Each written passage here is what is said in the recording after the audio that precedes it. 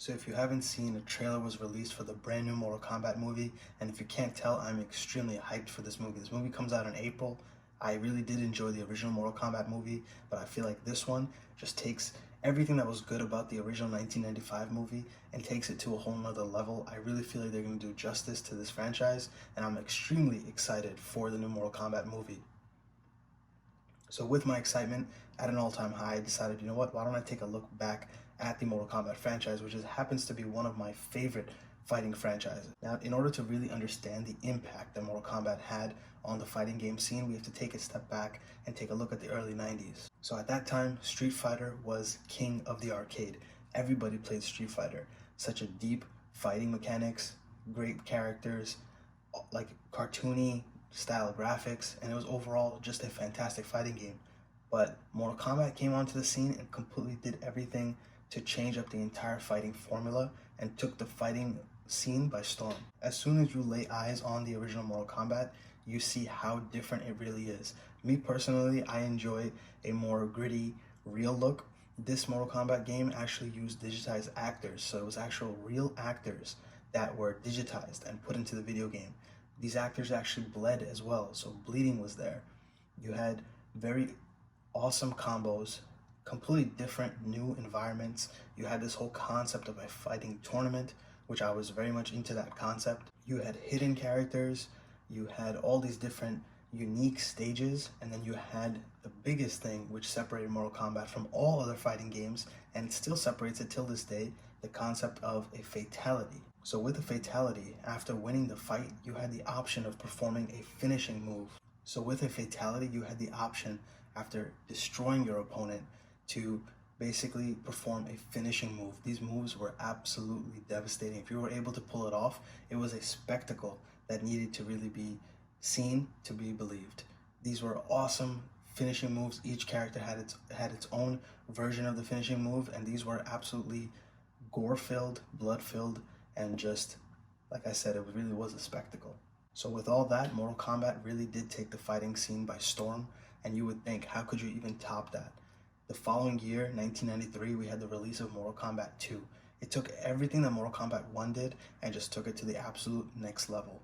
We had more characters, we had more stages, we had more hidden characters, we had even better fatalities, the graphics were better, and now the atmosphere just got even more darker and grittier. In Mortal Kombat 1, you had bright blue skies, you had all these different fighting arenas. Now you were in like the netherworld, you were in these, just a darker, total darker experience. And some of the best characters that have come out for the Mortal Kombat franchise originated in Mortal Kombat 2. Besides these stages just being darker, now you had some of the best stage fatalities, such as the pit. I think it was the pit 2 actually was in this game. You had the acid pit, and some of the best stage fatalities was originated right here at Mortal Kombat 2. Besides fatalities, Mortal Kombat 2 also introduced things like animalities and babalities. Mortal Kombat 2 overall was just a fantastic, fantastic fighting game. So from there, we had the sequel, Mortal Kombat 3.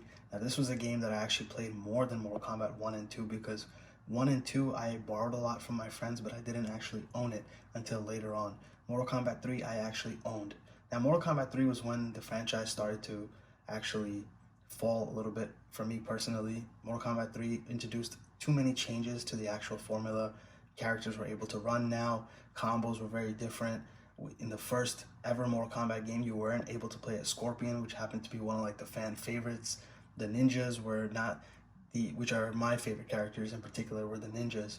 Those were very different and just not in their more traditional forms. So Mortal Kombat 3 overall was very different. It was a good game, but it wasn't actually one of my favorites, although I did end up playing it the most because I owned it. And back in those days, when you got a video game, you only got 1 or 2 video games a year. So if you got a video game, you're definitely going to play a lot of it. But this is a kind of a low spot for me in terms of the franchise. Mortal Kombat 1 and 2 were fantastic. Mortal Kombat 3, less so. And then shortly from there, we had the jump to the next generation of consoles. The first time I ever saw Mortal Kombat 4 was actually on the Sony PlayStation. That was the first time I actually saw a PlayStation. My friend had this game. I didn't even know what a PlayStation was.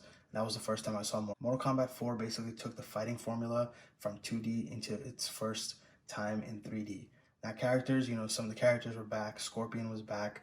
You were able to walk around in 3 dimensions, so you could dodge moves in 3 dimensions. You had weapons now, blood was there, everything was there, but Mortal Kombat 4 was like kind of the awkward stage of Mortal Kombat. It was essentially a transition game. Mortal Kombat was still learning how to be in 3 dimensions. But by the time the next game released, Mortal Kombat Deadly Alliance, everything that was not so great in Mortal Kombat 4 was definitely ironed out. Mortal Kombat Deadly Alliance, I had it for the GameCube. This game is absolutely fantastic. Liu Kang, which is one of the main characters in the Mortal Kombat franchise, actually gets killed off in the opening cutscene. You don't even play it in game, it's the opening cutscene. Mortal Kombat Deadly Alliance really introduced a lot of more fighting mechanics that really stayed with the franchise. You had different stances for different characters. I really enjoyed the fact that, again, characters had weapons. You can actually impale your opponent with one of the weapons in Deadly Alliance. Deadly Alliance also introduced the Crypt, which is still there to Mortal Kombat 11 now. And overall, Mortal Kombat Deadly Alliance was a really fantastic game, and it really did show that Mortal Kombat was capable of being successful in the 3-dimensional world. So for me personally, after Mortal Kombat Deadly Alliance, I did play Armageddon, I believe it was, and there was a couple more games in between that I did play, but the next game that I really spent a lot of time on was Mortal Kombat, I guess the reboot that was out for the PlayStation 3.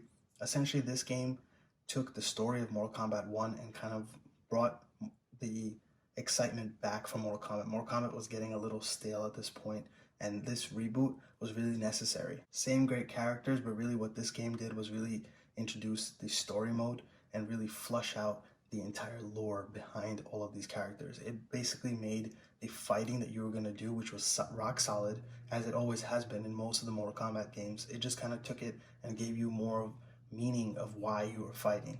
So it really introduced a lot of backstory, and overall I really enjoyed this experience with Mortal Kombat. So with the success of the reboot of Mortal Kombat, everyone was extremely excited when we first saw that trailer for Mortal Kombat X. You saw Scorpion, Sub-Zero, you knew that, exactly what, this company knew exactly what they were doing. They were going to go back to the roots of Mortal Kombat and really take Mortal Kombat to the next level. Mortal Kombat X, or the version that I have here, XL, just introduced more characters and even better story mode. Graphics were fantastic, and it really just took the essence of what the original Mortal Kombat 1 and 2 was and just took it to a whole nother level. Mortal Kombat X is actually really a fantastic game, came out for the PlayStation 4, and it is considered one of my favorite Mortal Kombat games. And now we have the most modern release, Mortal Kombat 11. Now the first time, usually I don't play betas. I actually played the beta of Mortal Kombat 11 before the release of Mortal Kombat 11. And Mortal Kombat 11, just the graphics are what caught my attention firsthand. It takes all the characters that we've seen for years in the Mortal Kombat franchise and just makes them more personable. Now they're starting to seem like real people instead of these entities and these mystical characters. It just has such a real look to it that you start to believe that these are actual fighters that are part of this tournament. It continues the entire trend with the story mode.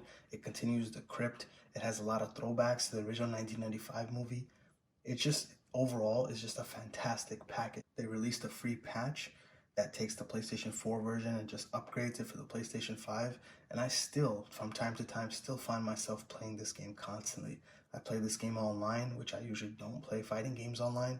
But with Mortal Kombat 11, it just is such a solid fighting system. The fatalities are fantastic, the graphics are fantastic, and I actually genuinely did really enjoy the story mode.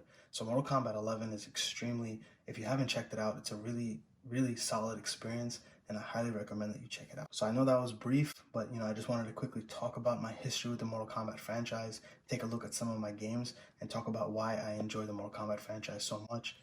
Don't forget to like and subscribe. If you like my content, please show me some support. Drop me a comment down below. Let me know your thoughts on Mortal Kombat, and until next time.